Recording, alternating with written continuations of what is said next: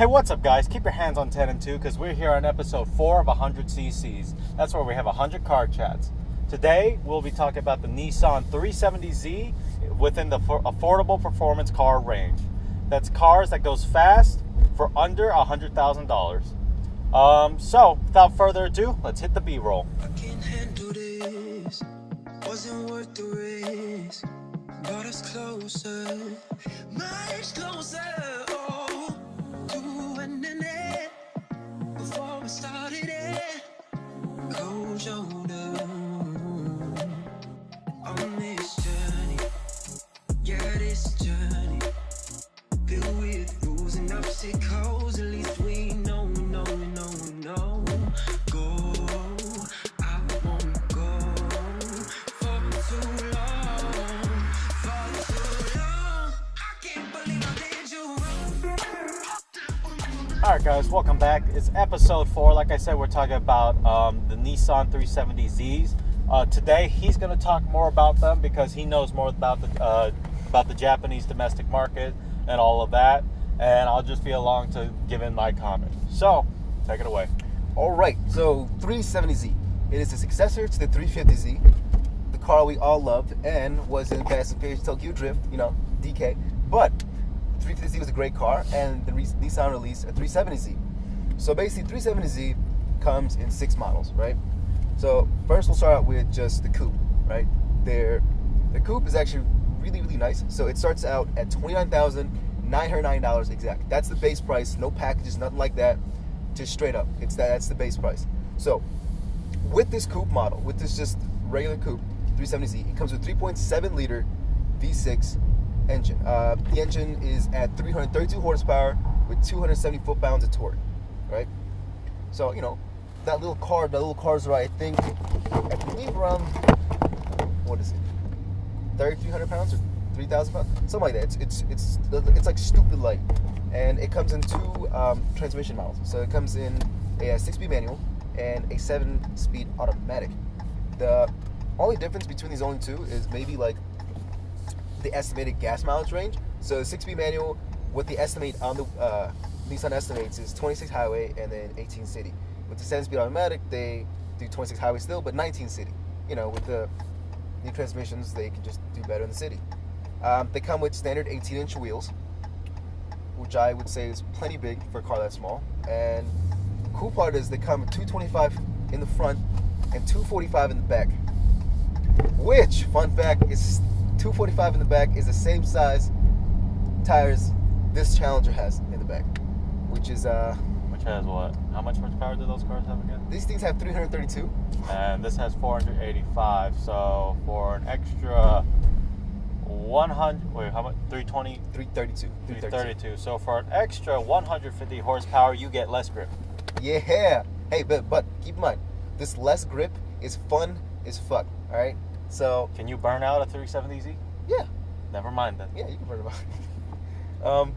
And then other than that, it actually comes with Nissan's like coupe suspension, which is actually really pretty nice. And it comes with like Nissan special fit for the 370. It comes with like their dampers, their shocks, and the wishbone suspension, which I thought was pretty cool. So it stays pretty low in the corners. It's pretty fast in the straights. Overall, it's more like it's a fun and pretty fast sports car. And then interior-wise, nothing special. The car actually only comes with 2 seats. It's basically kind of a hatchback. It doesn't come with like a separate trunk space, but what it is like when you open the trunk, you can see the inside of the car. It's just these 2 seats and then like a panel, kind of like a Corvette, so to speak. And then it just comes with regular auto stuff, comes with Bluetooth stuff. Your regular audio and Bluetooth, comes with the 4 speakers. Speakers are aight. And other than that, there's nothing else special about the coupe. So at basically $30,000, that's what you're getting from the base standard coupe 370Z. Then you move on to the sport model, which is a little more expensive. Starts at $33,570, right? Exactly same engine, 3.7 liter V6 at 332 horsepower, 270 foot-pounds of torque. Same thing with 6-speed manual, 7-speed automatic. But it comes with bigger wheels all around. It comes with 19-inch wheels, but same dimensions. 225 in the front, 245 in the back. But cool part is though, this is actually, I believe in my opinion, a little more worth it because Nissan has equipped the Sport 370Z with a limited slip differential. So imagine taking a corner at a higher speed than you could in the base model. You know, it'd be a lot nicer. On top of that, it actually also it rev matches for you when you're downshifting. It actually, you can just flick the paddle and it'll rev match for you, and that is also similar to what they have in the new Corvettes, the Stingrays, and the a Z60s. lot of new modern cars with the with the manuals do rev matching now. Some of the Porsches do it. I might get Actually, some angry. I don't remember, but I think some, not all of them. There are some higher end cars that do rev matching, and there are people who complain about it because like they want a little bit more of that own control, but it's more efficient and it's easier for people who are newer to manual driving or who maybe don't really care about having to do that manually. Also, keep in mind, it comes in the car, but it's optional to use. Like, you can turn it on or off. You can turn the rev matching on and off, which I think is cool. Other than that, even the interior is literally the exact same as the base model. They actually haven't upgraded the interior whatsoever, which I didn't expect much, but I'm kind of a little bit disappointed. I feel like they should add it maybe here and there, because it's just regular. Like, you get auxiliary cord, you get like your radio, your CD drive, stuff like that, just regular speakers. They haven't really changed any. Maybe if they added maybe a bigger screen on the sport model. CD, but do they still have CDs? CD, not CD, but you know what I mean, like The entertainment system. yeah, entertainment whatever. system. Yeah, the entertainment console. But other than that, it's the same as the base, but it's just an extra around $3,500. So I mean, I expect a little more from the interior, but other than that, it's literally the exact same. Maybe But that's not to say Nissan interiors are bad. no, they're not. Right? Interior's pretty It's not gonna be like, I mean, I'm not gonna say, like last episode was Cadillac, so that's a luxury brand with their very high performance end cars. Yeah. And those are very nice interiors. I'm not gonna say they're gonna be like the most luscious things ever. But Nissan's not a bad car. I mean, Maxima, was it Maximas, right? Yeah, Maxima's actually really nice. The new Maxima is really nice. They're not fast, but they're very And nice. the is Altima Nissan? Yeah. Like those have nice interiors. I've seen them in the new 2016 models and 2017 models in dealerships, and the interiors are nice. So you're not going to be like missing out on anything. No, you're not. It's just, I expected something different, you know? Just Yeah. something extra, because you're paying an extra $3,500 basically. And I expected more, but it's whatever. It doesn't bother me. I'd say I would probably get the Sport, to be honest. But then we move on to the next model, which is actually a Sport Tech. Which this is where you actually get more like bang for your buck. This is what I wanted in the Sport. You get all the stuff the Sport model offers. So you get like the 19-inch wheels, the 6-speed, 7-speed, the 3.7-liter V6 engine. You know, again, repeat, 332 horsepower, 270 foot-pounds of torque, but cool part is the interior. The Sport Tech is where Nissan spent a little more time in the interior. They, you know, basically what they did was they replaced the console with a nice navigation system where it has Bluetooth, it has your auxiliary, it has your navigation system, it has everything you need. It has all the nice cool features that this car offers. On top of that, it comes with a rear view camera and new thing, instead of their regular 4 Nissan speakers, they actually have a Bose Premium Auto, and if I'm not mistaken, it should come with 8 speakers with 1 to 2 subwoofers, which is actually a lot in that tiny car. So think about it, you can be bumping down the road, like it's gonna be nice. The sound quality is nice. Because if you think about it, you said 8 speakers, 2 subwoofers. Yes, most likely. Yeah. This model Challenger with its audio spec has 6 speakers. It's the stock speakers Alpine, which still sound nice, but to upgrade it for, I think it's like, I'm trying to think, I think it's like $800 for an upgrade to 9 speakers. Was it 800? I think so, because I I know no, that's the Harman Kardons. The Harman Kardons are very expensive to upgrade. Yeah. But to the 9-speaker Alpines, it's still like a very decent chunk of money to upgrade. Yeah. So it's so you're not getting low amount of speakers. It's just not like the highest high like the Harman Kardon 18 speakers. Makes sense, but I mean, you don't even notice it. I mean, it's still great quality. But keep in mind, the 370 will have smaller speakers than this, but it just has more. So I feel like it fills the space up a little bit better than it would in this car, which is good. In my opinion, it's really good. And a smaller car with a smaller cabin will need less speakers to have that full sound. Mm-hmm. So that's actually Sport Tech. I take back my last statement. The Sport Tech is actually a lot nicer than the Sport. I misthought a little bit, but Sport Tech is actually really nice. And again, it starts at $37,070. It's actually a really good deal. It's about $2,000 more than the Sport. No, $4,000 more. Sorry, the Sport starts at $33,000, and this starts at $37,000. Yeah, 4,000. Yeah, 4,000. So, I mean, yes, it's a little expensive. It's a little car, but I feel like it offers a lot for what it is. Then now we move on to the Touring. See, now the Touring is a little bit weird. So it's not that much more expensive than Sport Tech. It's literally about $1,000 more. It's like $38,000. Not that bad. It offers still everything: the 3.7-liter V6 engine, that's 332 horsepower, 274 pounds of torque, the 6-speed manual, 7-speed automatic. It still comes with 19-inch wheels with 225 in the front and 245 in the back.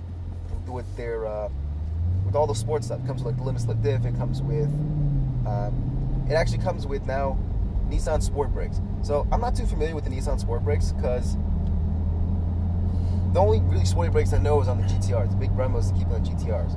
But with 370, I trust that Nissan has equipped them with pretty strong brakes. If you know, that little car, you can be moving fast in a little car.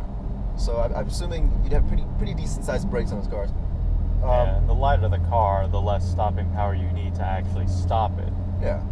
So, I mean, so it doesn't really need like 6-piston Brembos like on the SRT Challengers. No. Or like on the higher end Mustangs and stuff like it. It doesn't need those big ones, but they still have better brakes, which is always something nice to have. Now, with the Touring model, it's kind of in the name, Touring. Most likely, you want to be comfortable as possible, and you're gonna be driving, from point A to point B, somewhat a long distance. So they spent a little more time in the interior yet again. So same thing with the Bose premium audio, the navigation system, their review camera, but instead they have really nice leather seats, right?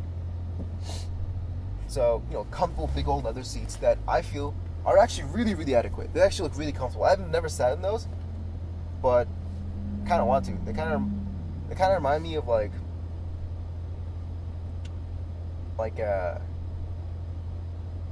again like GTR seats, but they're not GTR seats.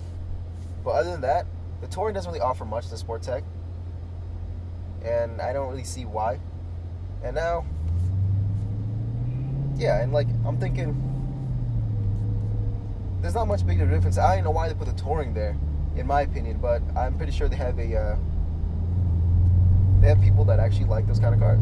But now we move on to the big boy, my personal favorite, the 370Z Nismo edition. So this one actually starts at $41,990, so basically $42,000, right? And it comes with the same 3.7-liter V6 engine, but it starts the horsepower it's pumping out is 350 horsepower with 276 foot-pounds of torque. And again, it still comes with their Nissan 6-speed manuals and the 7-speed automatics. And surprisingly, they still have the 19-inch wheels with 225 in the front, 245 in the back, which still makes sense. You'd still be able to get grip on the road with those wheels. But this is Nissan's their big sport pack, the Nissan Sport. It actually comes with the Nismo Era package, so it's slightly lowered. It has the aero, so like the skirts, the little spoiler and the side skirts and the back bumper. So it makes it, I'm assuming Nissan's tested this and made it more aerodynamic. On top of that, it just looks cool, in my opinion. It just looks really nice. It comes with their Nissan Special direct ignition system. The engine's more finely tuned, so it hits harder. It can hold your gears longer if you're in automatic, and it shifts harder. It shifts harder, it holds your gears longer, and shifts faster. On top of that, it has Nismo suspension shocks and dampers. So basically, these dampers are able to squat the car down more. So when you're cornering and when you're turning on tracks, it actually holds the car better. it holds the car in a better spot. Being able to, for you to, you know, on the track, enjoy your car. You're able to corner better, corner faster, corner harder, and overall have better track times. On top of that, it comes with Bose audio, which I thought was pretty cool. You know, 8 speakers, which I thought was a little interesting.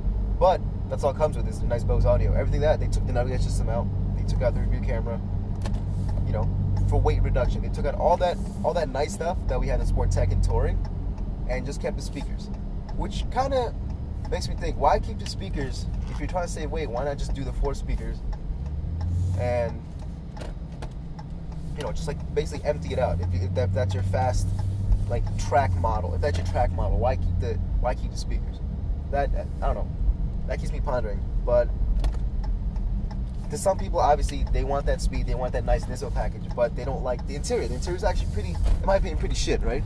So that's when the Nismo Tech comes out. This now starts at $45,409, which an extra basically $3,000. And this is literally everything that Nismo has. Everything I just listed: the 3.7 liter V6 at 350 horsepower, 276 foot-pounds of torque. Comes with dampers, comes with a 6-speed manual, comes with a 7-speed automatic.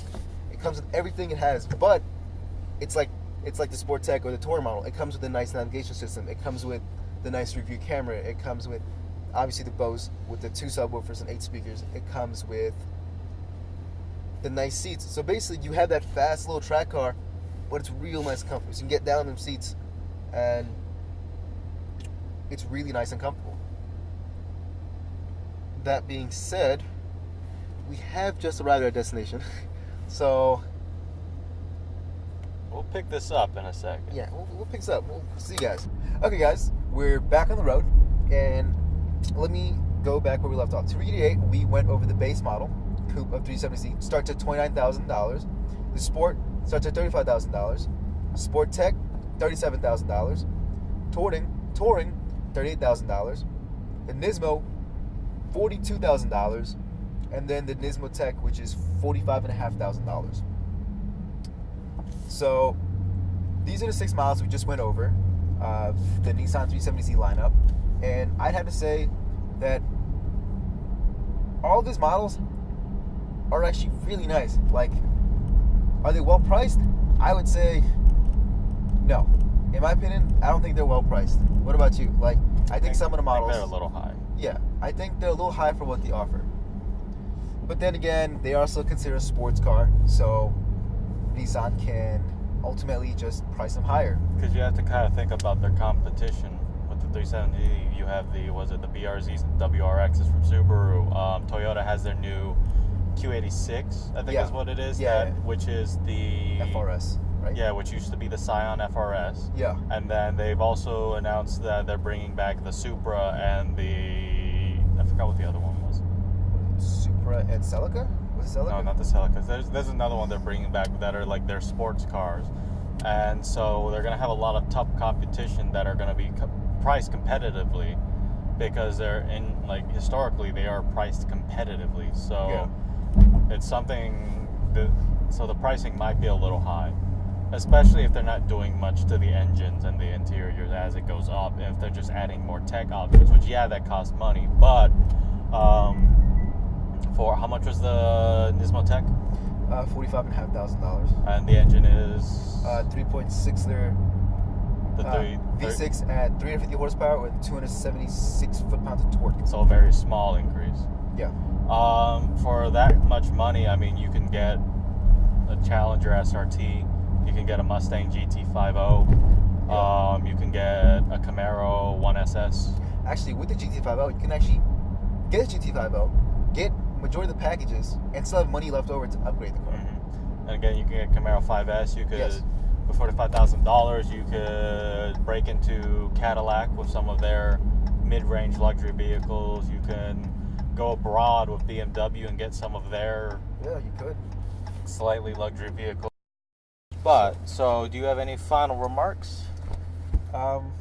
Anything else we need to cover? Not really. Other than that, I think we're pretty done. Alrighty. Oh, that was a pretty quick episode. I think we're more efficient today.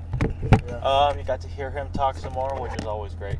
So, with that, we will see you guys later. Thank you so much for watching episode 500 CCs. Tune in next month for episode 6. We'll probably continue with the Japanese cars since we're here already. Keep out every mid-month. We'll be releasing Cars and Coffees videos from now to November, because we record a month before we release. Yep. So the last one will be on October. That means the video will release November. So keep watch every month.